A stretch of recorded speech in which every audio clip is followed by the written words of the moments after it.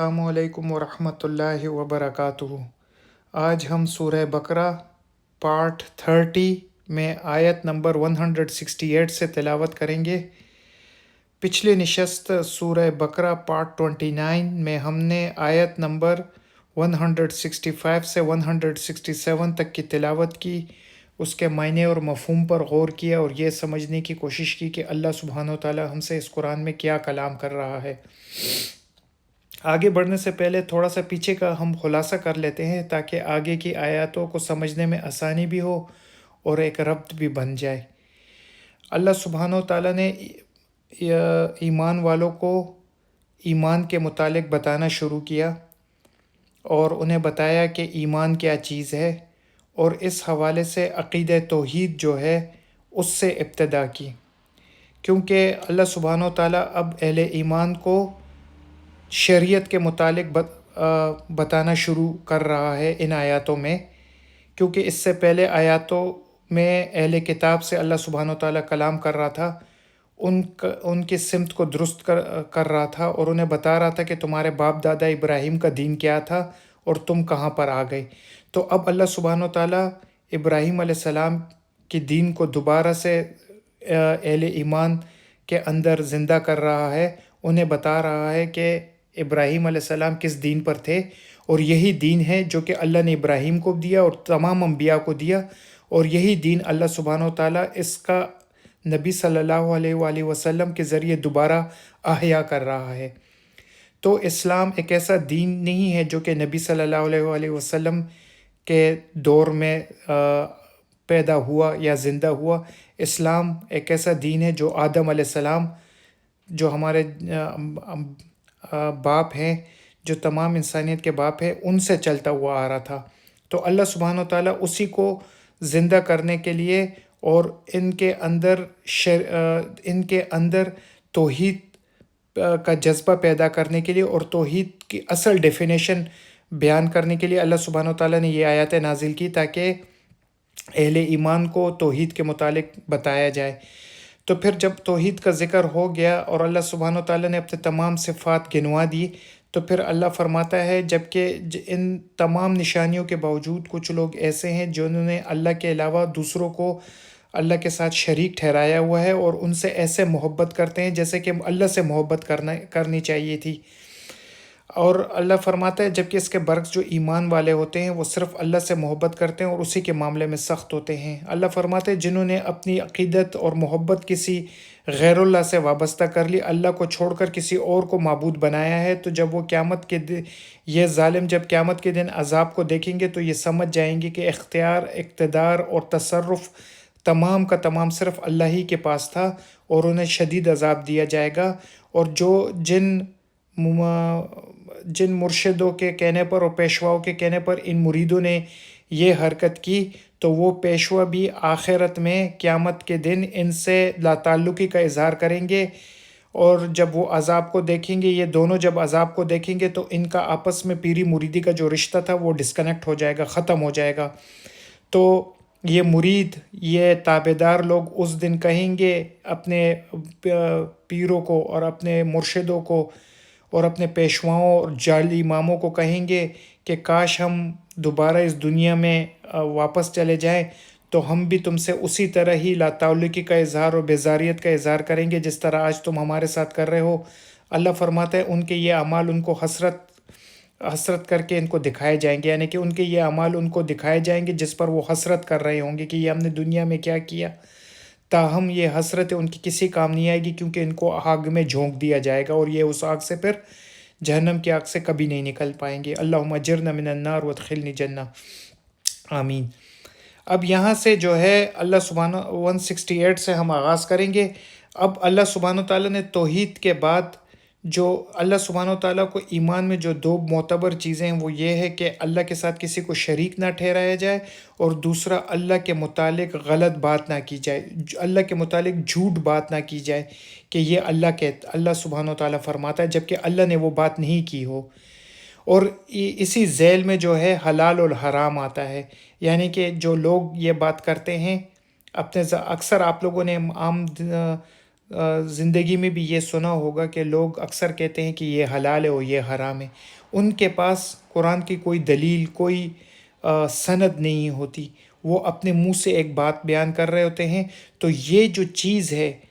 اگر تو یہ اللہ سبحانہ و تعالیٰ نے واقعی کہیں کہا ہو تو ان کی بچت ہے، لیکن اگر وہ بغیر علم کے کوئی بات کر رہے ہیں تو یہ اس کو اللہ سبحانہ و تعالیٰ فرماتا ہے یہ افطرا ہے، کہ تم اللہ کے متعلق کوئی ایسی بات کر رہے ہو حلال اور حرام کے متعلق یا دوسری، جو کہ اللہ سبحانہ و تعالیٰ نے نہیں کہی، تو یہ ایک طریقے سے اللہ پر جھوٹ باندھنا ہے، تو یہ اللہ سبحانہ و تعالیٰ کو پسند نہیں ہے۔ اس میں جو ہے کئی اس طرح قرآن کی آیاتیں ہیں جس میں اللہ فرماتا ہے کہ اپنے زبانوں سے یہ مت بولو کہ یہ حلال ہے یا یہ حرام ہے۔ تو اسی ذیل میں یہ آیاتیں بھی ہے جس کو ابھی میں 168 میں تلاوت کر رہا ہوں۔ اعوذ باللہ من الشیطان الرجیم، بسم اللہ الرحمن الرحیم۔ اللہ فرماتا ہے یا ایھا الناس، اے ایمان اے لوگو، کلو کھاؤ، مما فی الارض جو کچھ زمین میں ہے، حلالً طیباً جو پاکیزہ اور حلال ہے، جو پاکیزہ چیزیں حلال ہیں ان کو کھاؤ، یعنی کہ تمام پاکیزہ چیزیں جو زمین میں ہیں ان کو آرام سے حلال سمجھ کے کھاؤ۔ پاکیزہ کیا ہے؟ وہ جانور جو کہ اپنے خوراک کا انحصار گھاس پھوس پہ کرتے ہیں، وہ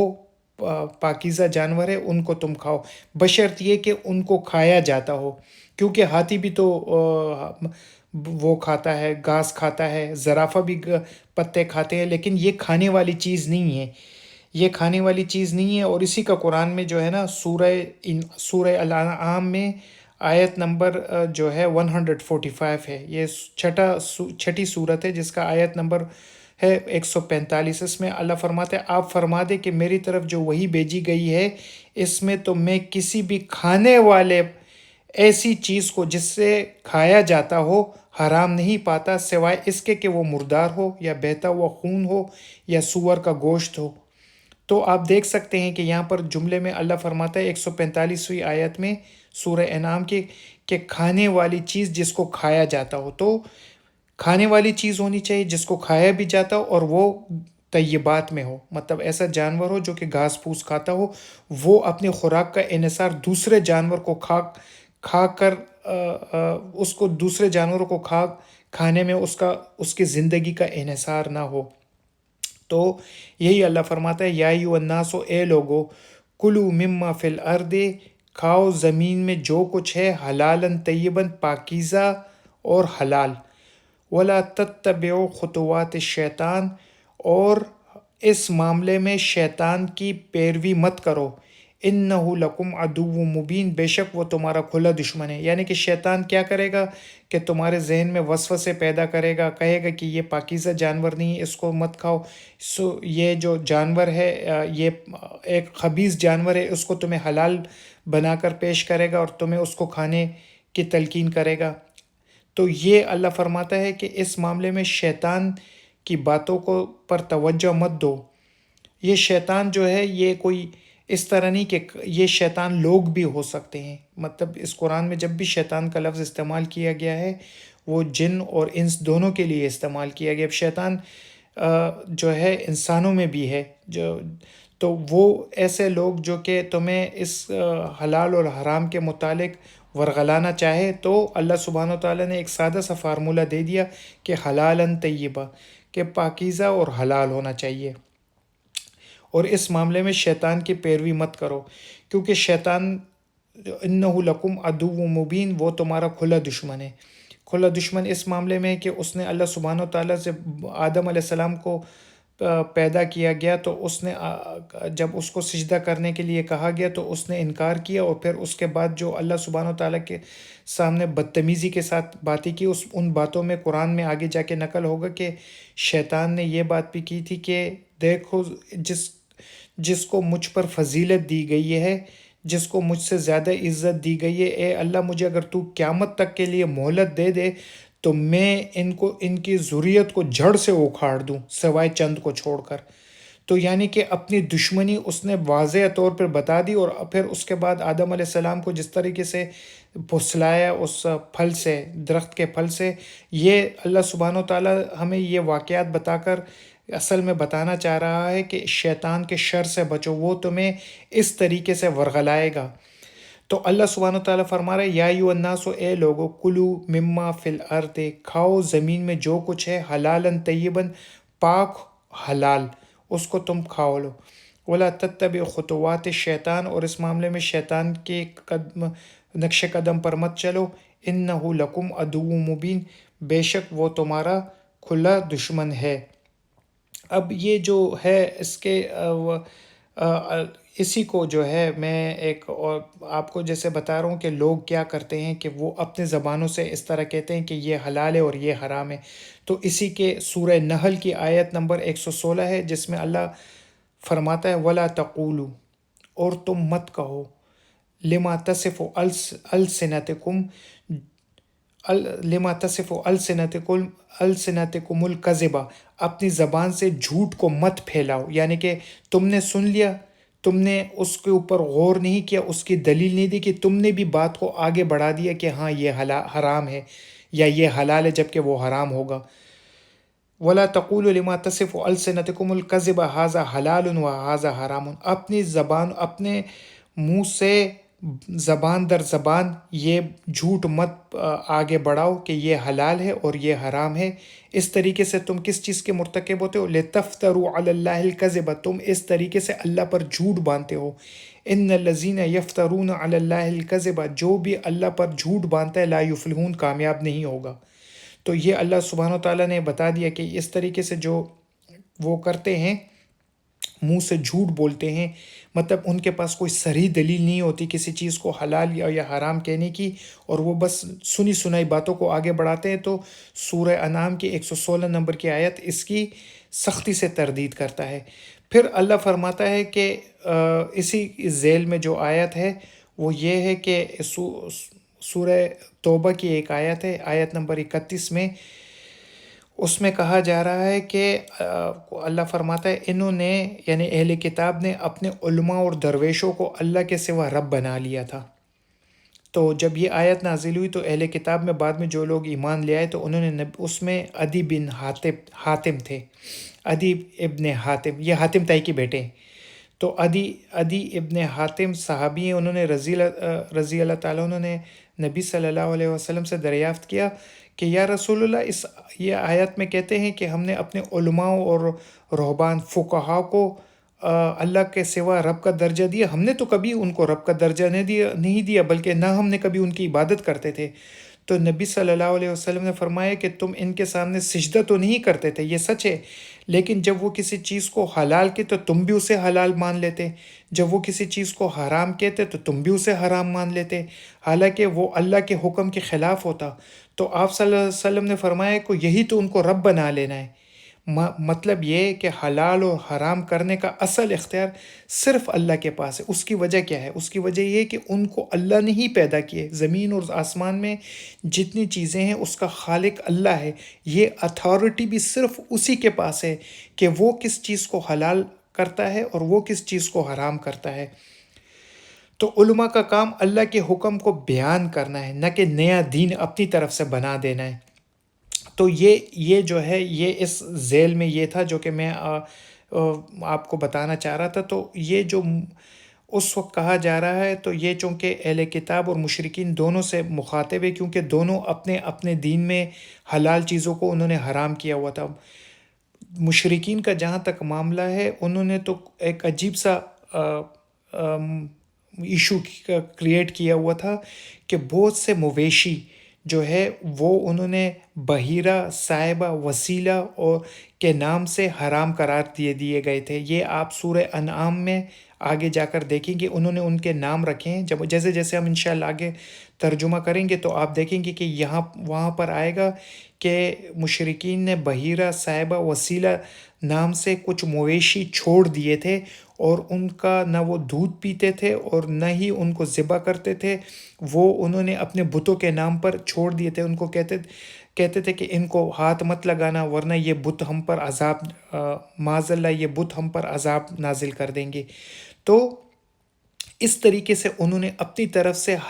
حلت اور حرمت بنا دی تھی جھوٹی کی، اور یہ جب ہم آگے آئیں گے تو آپ انشاءاللہ اس کو پڑھیں گے۔ تو یہ ایک اس کے حوالے سے میں ذرا بتانا چاہ رہا تھا کہ یہ اس کی تفصیل کچھ یوں ہے۔ پھر آگے ہے اللہ فرماتا ہے انما یامرکم، جو شیطان ہے، انما یامرکم وہ تمہیں حکم دیتا ہے بالسوء، برائی کا، والفحشاء اور بے حیائی کا، وان تقولوا اور تمہیں ترغیب دے گا کہ تم کہو علی اللہ، اللہ کے متعلق وہ بات ما لا تعلمون جس کو تم جانتے نہیں ہو، جس کے تمہارے پاس کوئی دلیل نہیں ہوگی۔ تو یہ اللہ فرماتا ہے کہ شیطان کے نقش قدم کی کیا پیروی ہے، یعنی کہ اللہ فرماتا ہے ولا، اگر آپ دیکھو ولا تتبعوا خطوات الشیطان، اور شیطان کے نقش قدم پر مت چلو، وہ تمہارا کھلا دشمن ہے۔ تو وہ نقش قدم پر اس کے چلنا کیا ہے، اللہ اس کی وضاحت کر رہا ہے کہ وہ تمہیں حکم دیتا ہے برائی کا، کہ تم برائی کرو، بدی کرو، جس کا تمہیں جسمانی، مالی اور ذہنی ہر لحاظ سے نقصان ہوتا ہے، والفحشاء اور اس برائی میں سب سے جو غلط بات ہے بے حیائی کا، وہ تمہیں اس چیز کا حکم دیتا ہے، اور تمہیں کہتا ہے کہ تم اللہ کے متعلق وہ بات کرو جو تم نہیں جانتے۔ اچھا، یہ وہ بات کیا تھی؟ جب ان سے کہا جاتا تھا، ان مشرکوں سے کہا جاتا تھا، قرآن میں ہے، یہ سورہ نحل کی بھی یہ ایک آیت ہے، 35ویں آیت ہے، اس میں کہا جاتا ہے کہ اور مشرک کہتے تھے کہ اگر اللہ چاہتا تو نہ ہم اس کے سوا کسی چیز کو پوچھ سکتے اور نہ ہی اس کے بغیر کسی چیز کو حرام ٹھہرا سکتے، یعنی کہ شیطان ان کے کان میں جو بات ڈال دیتے تو وہ سمجھتے کہ یہی من جانب اللہ ہے، کیونکہ اگر اللہ نہیں چاہتا تو ہم یہ نہ بتوں کی عبادت کرتے اور نہ ہی ہم اس کے کہے بغیر کسی چیز کو حرام اور حلال ٹھہراتے۔ اور اسی طرح سورہ انعام کی آیت نمبر 148 میں ہے، اللہ فرماتا ہے سیقول الذین اشرکوا لو شاء اللہ ما اشرکنا ولا آباؤنا ولا حرمنا من شیء، یہ مشرک کہیں گے کہ اگر اللہ چاہتا تو نہ ہم اور ہمارے آباء و اجداد کسی چیز کو اس کا شریک بنا سکتے اور نہ ہی کسی چیز کو حرام اور حلال ٹھہرا سکتے۔ تو آپ دیکھ سکتے ہیں کہ آگے کے آیاتوں میں بھی اسی طرح آیا ہے کہ یہ جو ہے شیطان کے نقش قدم پر چلتے ہیں اور اس کو پھر نسبت اللہ سے دے دیتے، اور والفحشاء اور بے حیائی کے متعلق تو یہ کہتے ہیں کہ اس کا آگے جا کر آیت میں آئے گا کہ اس کا حکم تو اللہ نے ہمیں دیا ہے، جبکہ اللہ اس کے فرماتا ہے کہ اللہ نے کبھی بے حیائی اور فحش کاموں کا حکم نہیں دیا بلکہ اس سے منع کیا ہے۔ تو یہاں پر اللہ فرماتا ہے کہ وہ شیطان کیا کرتا ہے کہ تمہارے ذہن میں غلط باتیں ڈال کر جو طیبات ہیں، جو پاکیزہ خوراک ہے، وہ اس سے تمہیں منع کرتا ہے، اور جو ناپاک اور خبائث ہیں اس سے تمہیں کھانے کی ترغیب دیتا ہے۔ اب آپ دیکھیں کہ عیسائی جو ہے یہ اہل کتاب ہے، مطلب یہ ان کے پاس انجیل آیا ہے، تو یہ اپنے آپ کو اہل انجیل کہتے ہیں، لیکن یہ سور کا گوشت دھڑلے سے کھاتے ہیں، جبکہ ان کی کتابوں میں لکھا ہوا ہے کہ عیسیٰ علیہ السلام نے پور کھانے سے منع کیا تھا، لیکن بعد میں کیا ہوا کہ پول آیا اور اس نے پوری ڈاکٹرائن ہی ان کی تبدیل کر دی۔ تو جو ان کے اپنے پیغمبر نے کوئی بات کہی ہے، یعنی عیسیٰ علیہ السلام نے، اس کے بالکل اپوزٹ چلے، یعنی کہ بالکل شیطان کے نقش قدم پر چلے اور سور کا گوشت کھاتے ہیں۔ اب یہ آپ دیکھیں تو یہی اللہ فرماتا ہے کہ وہ اس طرح کے بات کرے گا، اور اس کے علاوہ تمہیں برائی کا، یعنی کہ شیطان سے تم کسی اچھی چیز کی ایکسپیکٹیشن مت کرو، وہ تمہیں حلال چیز حرام کر کے دکھائے گا، حرام چیز حلال کر کے دکھائے گا، اور تمہیں برائی کا حکم دے گا اور بے حیائی کی ترغیب دے گا، اور تم سے کہے گا کہ تم اللہ کے متعلق وہ بات کرو جس کے تمہارے پاس کوئی دلیل نہیں ہوگی، نہ تمہیں اس کا کوئی علم ہوگا۔ تو اس سے بچنا چاہیے۔ تو اللہ فرماتا ہے وَإِذَا قِيلَ لَهُمُ اتَّبِعُوا، جب ان سے کہا جاتا ہے کہ تم پیروی کرو ان احکامات کی، ما انزل اللہ، جو اللہ نے تمہارے اوپر نازل کیا ہے، قالو، تو یہ کہتے ہیں، یہ مشرکین کہتے ہیں، بل نتبع ما الفینا علیہ آباءنا،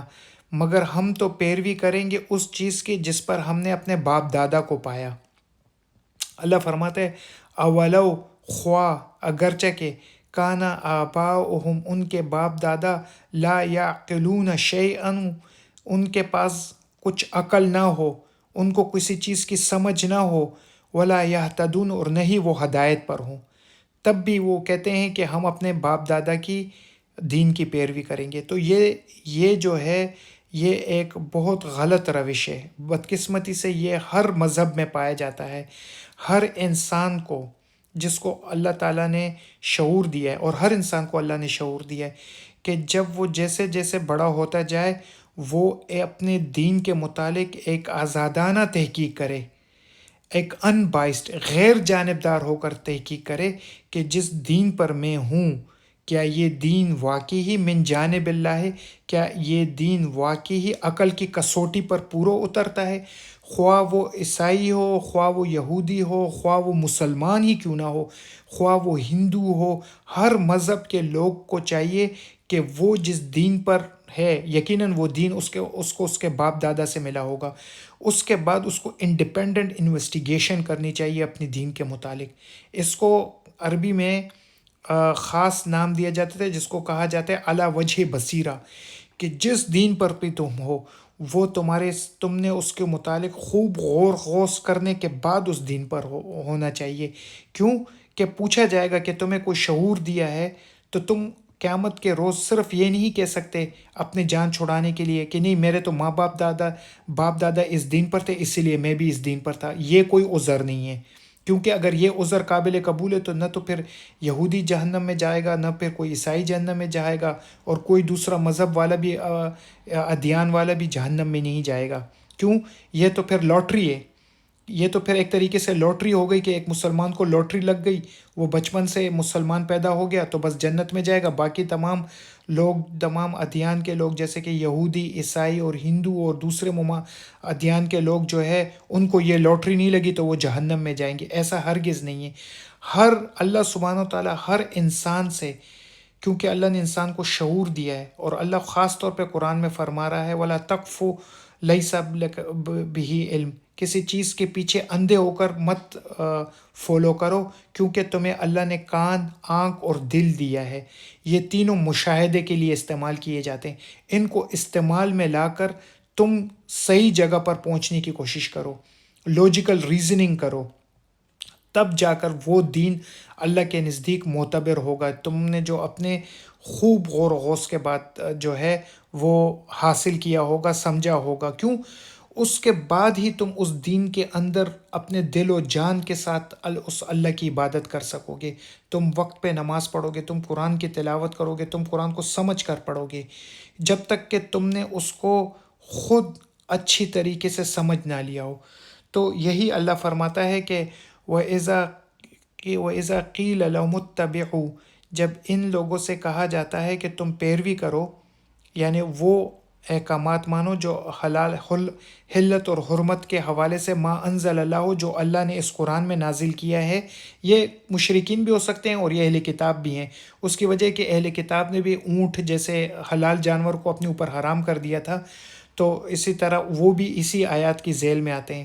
قالو، تو وہ جواب میں کہتے ہیں بل نتبع ما الفینا علیہ آبانا، بلکہ ہم تو پیروی کریں گے جس پر ہم نے اپنے باپ دادا کو پایا ہے۔ اللہ فرماتے اولو کان آباؤہم، خواہ ان کے باپ دادا، آباء و اجداد، لا یعقلون شیئا ولا یہتدون، نہیں ان کو کسی چیز کی سمجھ تھی اور نہیں وہ ہدایت پر تھے۔ تو اللہ فرماتا ہے جو دلیل کو رد کر کے اپنے باپ دادا کو سامنے لاتا ہے، اس کے دین کو سامنے لاتا ہے، بجائے یہ کہ وہ دلیل کا جواب دلیل سے دے، تو اللہ فرماتا ہے ایسے لوگوں کی مثال اللہ فرماتا ہے وَمَثَلُ الَّذِينَ كَفَرُوا، ایسے لوگ جو کفر کی روش اختیار کرتے ہیں، كَمَثَلِ الَّذِي، اس کی مانند ہے، ان بھیڑ بکریوں کی مانند ہے، يَنْعِقُ، جن کو پکارا جاتا ہے، بِمَا لَا يَسْمَعُ إِلَّا دُعَاءً وَنِدَاءً، جو کہ وہ آواز جب ان کو دی جاتی ہے تو وہ آواز پر غور نہیں کرتے کہ کیوں ہمیں دی جاتی ہے، وہ نہیں سنتے سوائے پکارنے اور چلانے کو۔ اگر بھیڑ بکریاں، اونٹ وغیرہ جیسے مویشی اور کیٹلز ہیں، اگر ان کو ہانکا جاتا ہے آواز دے کر کے چلو اس طرف، وہ بس اس چرواہے کے جو ہے آواز پر بس چلتے جاتے ہیں. انہیں یہ پتہ نہیں کہ یہ چرواہا ہمیں کیا آواز دے رہا ہے، ہمیں کیوں چلا رہا ہے. وہ بس آنکھ اور کان بند کر کے بس اس کے کہنے پر چلے جاتے ہیں. یعنی کہ جس طرح چرواہا اپنے گلے کو اپنے بھیڑ بکریوں کو اس طرح چلاتا ہے، تو اللہ سبحانہ و تعالیٰ نے ان کی بھی مثال اسی طرح دی ہے کہ یہ بھی جانوروں کی طرح مویشی اور جو ہے بھیڑ بکریاں جو گائیں اور اونٹ ہیں ان کی طرح ہیں کہ ان کو ہانکا جاتا ہے اور وہ بھی آنکھ جو ہے یہ ہانکتے چلے جاتے ہیں. تو اسی کی مثال اللہ فرماتا ہے وہ مثل الذین کفروا، ان کافروں کی مثال ایسی ہے کمثل الذی، اس جیسی ینعقو جسے پکارا جائے، جو پکارا جاتا ہے، بما لا یسمع الا دعاء و نداء، کہ وہ سوائے پکارنے اور چلانے کے، آواز دینے کے کسی چیز کو نہیں سمجھتے. یسمعو یعنی کہ سننا کا مطلب ہے کہ وہ سمجھتے نہیں ہیں، بس وہ سنتے ہیں اور وہ چل پڑتے ہیں اس کے. تو اس کے متعلق اللہ نے فرمایا ہے کہ ہم نے ان کو کان، آنکھ اور دل دیے اور زبان دی، یہ سب چیزیں سمجھنے کے لیے، لیکن انہوں نے کیا کیا کہ ان کو استعمال میں نہیں لایا. تو اللہ فرماتے سمن، یہ بہرے ہیں، بکمن گنگے ہیں، امیون اندھے ہیں، فہم لا یعقلون، بس یہ عقل نہیں رکھتے، یہ غور نہیں کرتے، یہ سمجھتے نہیں ہیں. اس کا مطلب ہرگز یہ نہیں کہ وہ واقعی بہرے، گونگے اور اندھے ہیں. کہنے کا مقصد یہ ہے کہ سمن بہرے اس معاملے ہے کہ حق کی بات کو اپنے کان میں سن کر دل پہ اور دماغ سے غور نہیں کرتے. بکمن یہ ہے کہ اپنی زبان سے سچ بات نکالنا نہیں چاہتے، نہیں نکالتے، یا کوئی ایسا سوال جس سے وہ صحیح نتیجے پر پہنچے وہ نہیں کرتے. امیون اندھے ہیں، اللہ کی تمام نشانیوں کو دیکھنے کے باوجود بھی اپنے آپ کو ایسا انجان بنایا ہوا ہے، تو اللہ نے اس معاملے میں ان کو اندھا کہا ہے. تو اللہ فرماتے ہیں فہم لا یعقلون، بس یہ عقل نہیں رکھتے، یہ لوگ سمجھ نہیں رکھتے. تو ان سے اب اللہ فرماتا ہے کہ ان کو اپنے حال پر چھوڑو اے اہل ایمان. یا ایھا الذین آمنو، اے اہل ایمان، ان لوگوں کو اپنے حال پر چھوڑو. تم جو ہے کلو کھاؤ، من طیبات ما رزقناکم، ان پاکیزہ چیزوں میں سے جو ہم نے تمہیں عطا کیے ہیں. مطلب وہ بھیڑ بکری گائیں اونٹ اس طرح کے جو پاکیزہ جانور جن کو کھایا جاتا ہے، ان کو جو ہے تم کھاؤ. اور جب تم کھاؤ تو وشکر للہ، اللہ کا ہی شکر ادا کرو، کیونکہ یہ نعمتیں اللہ نے ہی تمہارے لیے زمین پر بھیجی ہیں. ان کن تم ایاہ تعبدون، اگر تم خاص ان کی عبادت کرنے والے ہو تو شکر بھی صرف اللہ کا بجا لاؤ. ان کی طرح مت ہو جانا کہ یعنی کہ اللہ کی نعمتوں سے فائدہ بھی اٹھاتے ہیں اور اس شکر جو ہے نا اپنے غیر اللہ، اپنے جو ہے جھوٹے معبودوں کی ادا کرتے ہیں. تو اللہ فرماتا ہے اے اہل ایمان، ان کو اپنے حال پہ چھوڑو، تم جو ہے پاک جو کچھ ہم نے تمہیں پاکیزہ خوراک دیا ہے اس کو تم کھاؤ. وشکر للہ، اور اللہ کا شکر ادا کرو اگر تم خاص اس کی ہی عبادت کرنے والے ہو. پھر اللہ فرماتا ہے کہ حرام ہم نے تم پر کیا ہے. انما حرم علیکم المیتۃ، تو اہل ایمان سے کہا کہ جو چیز حرام ہے وہ تو میں بتا دیتا ہوں کہ انما حرم علیکم، ہم نے تم پر حرام کیا ہے کیا ہے، میتۃ، مردار جانور تم پر حرام کر دیا گیا ہے، کیونکہ اس کا جو خون ہے اس کے اندر ہی رہ گیا ہے. ایسے پھر جانور کے اندر ٹاکسک بیماریاں پیدا ہوتی ہے، تو اللہ نے تم پر حرام کر دیا. والدم، اور خون تم پر حرام کر دیا کہ تم خون مت پیو، یہ درندوں والا کام ہے. وَلَحْمَ الْخِنْزِيرِ، اور سور کا گوشت مت کھاؤ. وَمَا أُهِلَّ بِهِ لِغَيْرِ اللَّهِ، اور ہر وہ جانور جس کو اللہ کے نام کے بغیر ذبح کیا گیا ہو. وَمَا أُهِلَّ، جس پر پکارا گیا ہو غیر اللہ کا نام، تو وہ بھی تمہارے لیے جو ہے نا حلال نہیں ہے. پھر اللہ فرماتا ہے کہ فَمَنِ اسْتُرَّ، پس اس پہ بھی اگر تم مجبور ہو گئے، یعنی کہ بھوک سے تمہاری حالت بری ہو گئی ہے. فَمَنِ اسْتُرَّ، پر اس پہ بھی اگر تم مجبور ہو گئے،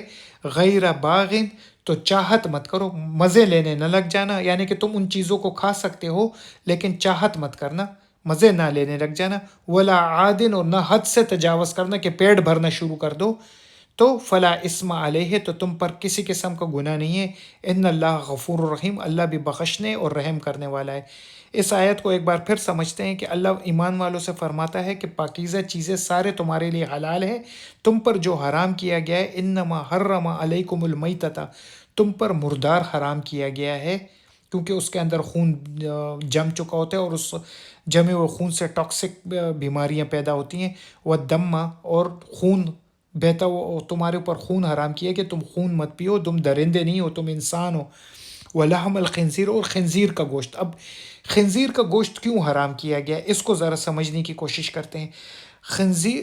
اللہ سبحانہ تعالیٰ نے جب تمام طیبات پاکیزہ جانور جو کہ اپنے خوراک کے لیے گھاس پھوس پر انحصار کرتے ہیں، وہ جب یہ فرما دیا تو یہ اٹ سیلف ایویڈنٹ تھا کہ باقی کہ صرف انہی جانوروں کو کھایا جا سکتا ہے، اور جو خبائث جانور جو کہ اپنے خوراک کے لیے دوسرے جانوروں کو کھاتے ہیں، یہ خبیث ہیں۔ لیکن جہاں پر سور کی بات آ گئی تو سور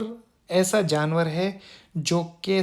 وہ سبزیاں بھی کھاتا ہے اور گوشت بھی کھاتا ہے۔ تو یہاں پر ایک اختلاف سامنے آ گیا کہ لوگ یہ ڈیسائیڈ نہیں کر پا رہے تھے کہ اب اس جانور کا کیا کرنا چاہیے۔ تو یہاں پر اسی لیے اس ذیل میں اللہ سبحانہ و تعالیٰ نے علیحدہ سے خنزیر کو ڈسکس کیا کہ وَلَحْمَ الْخِنْزِيرِ، اور خنزیر کا گوشت کے ٹھیک ہے یہ پودے بھی کھاتا ہے اور یہ گوشت بھی کھاتا ہے، لیکن یہ جانور خبائث میں، اس طرح کے جانور خبائث میں آتے ہیں، تو اس کو مت کھاؤ، کیونکہ جب تم خبیث جانوروں کو کھاتے ہو جو اپنے خوراک کے لیے درندے اور گندگی کا سہارا لیتے ہیں، تو وہ خوراک پھر تمہارے دماغ کو لگتا ہے اور تمہارے اندر وہ درندگی پیدا ہوتی ہے۔ یہی وجہ ہے کہ اگر ہم گوروں کو دیکھیں تو ان کے معاشرے میں جو پورک کھاتے ہیں، تو آپ دیکھیں کہ ان کے گھر میں جو حالات ہوتے ہیں، ان کی بہن اور بیٹیاں کس طریقے سے جو ہے نا اپنی زندگیاں گزار رہی ہوتی، تو وہ آپ کو ایک عکس نظر آتا ہے۔ میں اس کی تفصیل میں نہیں جاؤں گا، لیکن ایک عکس نظر آتا ہے۔ دیکھیں، اس کو سمجھنے کے لیے، وَلَحْمَ الْخِنْزِيرِ کو سمجھنے کے لیے آپ کو ایک بات سمجھنی ہوگی کہ جو جانور ہے، اگر انسان کو بھی لے لیا جائے، ایک معاشرتی جانور ہے، تو یہ 3 قسم کے ہیں۔ ایک ہے ہربی وورس۔ اب ہربی وورس وہ جانور ہیں جو اپنی غذا کے لیے وہ پلانٹ کا سہارا لیتے، پودوں کا، گھاس پھوس وغیرہ، جیسے کہ بھیڑ، بکریاں، گائیں، اونٹ ہیں، یہ ہربی وورس ہیں، ان کو ہربی وورس کہا جاتا ہے۔ یہ ہم پر حلال ہے، یہ طیبات ہے، ان کو ہم کھا سکتے ہیں اگر کھانے والے جانور ہو۔ مثلا گھوڑا اور گدھا سواری کے جانور ہیں، ان کو کھایا نہیں جاتا، ان پر سواریاں کی جاتی ہیں۔ اسی طرح جو اونٹ اور زرافہ ہے، یہ بھی کھانے کی چیز نہیں ہے، ان کو بھی کھایا نہیں جاتا۔ تو جو کھانے والے طیبات جانور ہیں، ان کے حوالے سے بات ہو رہی ہے کہ یہ ہربیورس جو جانور ہے، ان کو جو ہے جو پلانٹ کھاتے ہیں، ان کو ہم پر حلال کیا گیا ہے۔ پھر ہے کرنیورس، جو اپنے خوراک کے لیے دوسرے جانوروں کو کھاتے ہیں، دوسرے گوشت کھاتے ہیں، یہ خبائث ہیں جن سے ہمیں منع کیا ہے، جیسے کہ چیل، گدھ اور اس طرح اور چیزیں ہیں، یہ سارے خبائث میں آتے ہیں۔ پھر ہے اومنی وورس۔ یہ اومنی وورس وہ جانور ہے جو کہ سبزیاں بھی کھاتے ہیں اور گوشت بھی کھاتے ہیں۔ انسان بھی ان میں سے ہے کہ انسان بھی جو ہے سبزیاں بھی کھاتے ہیں اور گوشت بھی کھاتے ہیں۔ تو جو جانور اومنی وورس ہے، وہ بھی جو ہے نا اس ذیل میں حرام ہے، جیسے کہ خنزیر ہے۔ خنزیر اومنی وورس ہے، مطلب وہ اپنی خوراک کے لیے اس کو بھی کھاتا ہے، پلانٹ کو بھی کھاتا ہے، گھاس پھوس بھی کھاتا ہے اور گوشت بھی کھاتا ہے۔ دونوں نیچر ہے، اس کے اندر دونوں کریکٹرسٹکس ہیں۔ تو اسی لیے اللہ سبحانہ تعالیٰ نے اس کو علیحدہ سے بیان کر دیا کہ مردار خون کے بعد خنزیر کا بھی بتا دیا کہ خنزیر بھی حرام ہے۔ وَمَا أُهِلَّ بِهِ لِغَيْرِ اللَّهِ، اور ہر وہ جانور جس کو ذبح کرتے ہوئے کسی اللہ کا نام نہ پکارا گیا اور کسی غیر اللہ کا نام پکارا گیا۔ کیوں کہ جب تم کسی جانور کا نام صرف اس صورت میں، تم اس ایک جانور کو اس صورت میں حلال کر سکتے ہو، ذبح کر سکتے ہو، اس کی روح نکال سکتے ہو، جب تم اس پر اللہ کا نام لے لو، بسم اللہ اللہ اکبر پڑھ لو۔ کیوں کہ اس کو روح اللہ نے دی ہے، اور صرف اس کے نام سے ہی تم اس کی جان لے سکتے ہو، اس کے علاوہ تم اس کی جان نہیں لے سکتے۔ لیکن اگر تم نے اس کا نام لیے بغیر کسی غیر اللہ کا نام لیا تو یہ تم نے اپنے اوپر حرام کر دیا، کیونکہ تم نے اس کا قتل کیا، اس جانور کا، کیونکہ تم نے اس کے اوپر جس کا نام تم نے اس کے اوپر لیا ہوگا غیر اللہ کا، اس نے تو اس جانور کو نہیں بنایا، اس نے تو اس جانور کو اندر روح نہیں ڈالی تھی، لیکن تم نے اس کا نام لے کر اس کو ذبح کر کے اس کا قتل کیا۔ تو اسی لیے اللہ سبحانہ و تعالیٰ نے فرمایا کہ ایسا جانور جس پر اللہ کا نام نہ لیا گیا ہو، اس کو ناحق قتل کر دیا تم نے، تو پھر ایسا جانور بھی تم پر حرام ہے۔ لیکن اللہ سبحانہ و تعالیٰ الرحمن الرحیم ہے، وہ جانتا ہے کہ انسان کبھی کبھار بھوک سے بہت مجبور ہوتا ہے، تو اس پر اللہ نے فرمایا پس اگر تم بہت مجبور ہو گئے، لاچار ہو گئے، تو ایسے ان کو جن کو تمہیں بتا دیا گیا حرام ہے، تم ان کو کھا سکتے ہو، مگر تم مزے نہ لینے لگ جاؤ کھانے کے دوران، چاہت نہ کرو اور نہ ہی حد سے تجاوز کرو، یعنی یہ نہیں کہ پیٹ بھرنے لگ جاؤ، تو تم پر فلا اسم علیہ، تو تم پر کسی قسم کا کوئی گناہ نہیں۔ فمن اضطر، پس اگر تم مجبور ہو جاؤ تو غیر باغن، تو مزے نہ لینے لگ جاؤ، ولا عادن، اور نہ ہی حد سے تجاوز کرو، تو فلا اسم علیہ، تو تم پر کوئی گناہ نہیں۔ ان اللہ غفور الرحیم، بے شک اللہ بھی بخشنے اور رحم کرنے والا ہے۔ پھر اللہ فرماتا ہے کہ یہ جو بھی باتیں ہم کر رہے ہیں، اہل کتاب اپنے آپ کو انجان بنا رہے ہیں، لیکن یہ ساری ان کی کتابوں میں موجود ہے اور اب بھی موجود ہے۔ اگر آپ اولڈ ٹیسٹیمنٹ کا مطالعہ کریں جو کہ تورات کہلاتی ہے، یا نیو ٹیسٹیمنٹ جو کہ بائبل انجیل کہلاتی ہے، ان میں انجیل کے نسخے ہیں، تو ان میں موجود ہے حلت اور حرمت کے حوالے سے یہ جو چیزیں ہم بیان کر رہے ہیں یہ اس میں موجود ہے، لیکن انہوں نے کیا کیا کہ اس وقت کے اہل کتاب نے اس کو دبا دیا۔ کیوں؟ انہوں نے اس لیے دبا دیا کہ اگر وہ بھی اس کی تصدیق کر دے جو نبی صلی اللہ علیہ وسلم پر اس قرآن میں نازل کیا گیا ہے، تو پھر تو لوگوں کو حقیقت پتہ چل جائے گی اور ان کی دکانداری بند ہو جائے گی، کیونکہ ان کی دنیائی منفعت اسی میں ہے کہ انہوں نے اپنی طرف سے جعلی فتوے بنا دیے تھے، لوگ ان کے پاس آتے تھے اور وہ ان کو ان کی خوشی کے مطابق احکامات بتاتے اور پیسے جو ہے اپنی جیب میں ڈالتے۔ تو اسی پر اللہ فرماتا ہے کہ ان اہل کتاب کے متعلق ان الذین، بے شک وہ لوگ، یکتمون، جو چھپاتے ہیں، ما انزل اللہ من الکتاب، جو اللہ نے کتاب میں نازل کیا ہے، یعنی کہ جو ان کی اپنی کتابوں میں ہے، جو اللہ نے اپنی کتاب میں ان کے لیے نازل کیا ہے، وَيَشْتَرُونَ، اور اس کے ذریعے منفعت لیتے ہیں، بِهِ ثَمَنًا قَلِيلًا، دنیا کا تھوڑا سا معاوضہ، یعنی کہ آخرت کے مقابلے میں آخرت کو بیچ کر دنیا کا جتنا بھی تم کما لو گے وہ تھوڑا ہی ہوگا۔ تو وَيَشْتَرُونَ بِهِ ثَمَنًا قَلِيلًا، اور اس سے دنیا کا تھوڑا سا معاوضہ خریدتے ہیں۔ اللہ فرماتے ہیں اولئک، یہ وہ لوگ ہیں، ما یاکلون فی بطونہم، جو کہ نہیں ڈال رہے اپنے پیٹ میں، الا النار، مگر آگ کو۔ اللہ فرماتا ہے یہ اہل کتاب اس طریقے سے جو احکامات ان کی کتابوں میں موجود ہیں ان کو چھپاتے ہیں، تو وہ اولئک، یہ وہ لوگ ہیں، ما یاکلون فی بطونہم الا النار، مگر یہ اپنے پیٹ میں آگ کو ڈال رہے ہیں۔ کیوں؟ قیامت کے دن اللہ فرماتے ہیں ولا یکلمہم اللہ یوم القیامت، قیامت کے دن اللہ ان سے بات چیت نہیں کرے گا، ولا یزکیہم، نہ ان کو پاک کرے گا۔ یعنی کہ اگر دنیا میں انسان سے کچھ تھوڑی بہت غلطی ہو جائے تو شاید اللہ آخرت میں صرف نظر کر دے اپنے رحمان اور رحیم ہونے کی وجہ سے، یا تھوڑی بہت سزا دے کے اس کو پاک کر دے، تو اللہ فرماتے ولا یزکیہم، نہ ان کو پاک کرے گا، ولہم عذاب علیم، ان کے لیے دردناک عذاب ہے، ان کے لیے دردناک عذاب ہے۔ حالانکہ یہ اللہ کو مانتے، ان کے پاس اللہ کی کتاب بھی موجود ہے، لیکن انہوں نے کیا کیا؟ انہوں نے ان احکامات کو چھپا لیا۔ کیوں؟ کہ اگر وہ احکامات بتاتے تو اس طرح اس نبی کی جو ان کے درمیان موجود ہے اس کی تصدیق ہو جاتی، اور اس کی تصدیق پر ان کی دکانداری پر جو ہے نا حرف آتا ہے، ان کی دکانداری جو ہے وہ گھاٹے میں چلی جاتی ہے۔ تو اس پر اللہ فرماتے ان الذین یکتمون ما انزل اللہ من الکتاب، بے شک وہ لوگ یکتمون، کتمان حق، یعنی کہ چھپاتے ہیں حق کو، ما انزل اللہ من الکتاب، جو کہ اللہ نے ان کی کتاب میں ان کے لیے اوپر نازل کیا ہے، اور چھپانے کی وجہ یہ ہے کہ وَيَشْتَرُونَ بِهِ ثَمَنًا قَلِيلًا، اس سے وہ دنیا کا تھوڑا سا منفعت حاصل کرتے ہیں۔ اللہ فرماتا ہے دنیا کا یہ منفعت تو تم حاصل کر لو گے، لیکن اولئک ما یاکلون فی بطونہم، یہ اپنے پیٹوں میں، بطون کہتے ہیں بطن کو، بطونہم، اپنے پیٹوں میں نہیں ڈالتے، وہ اپنے پیٹوں میں نہیں ڈال رہے مگر کیا، الا النار، مگر آگ کو ڈال رہے ہیں۔ اور ولا یکلمہم اللہ یوم القیامت، قیامت کے دن اللہ ان سے بات بھی نہیں کرے گا، ولا یزکیہم، نہ انہیں پاک کرے گا، وَلَهُمْ عذاب علیم، اور ان کے لیے دردناک عذاب ہے۔ تو اللہ فرماتا ہے کہ یہ سمجھ، یہ جو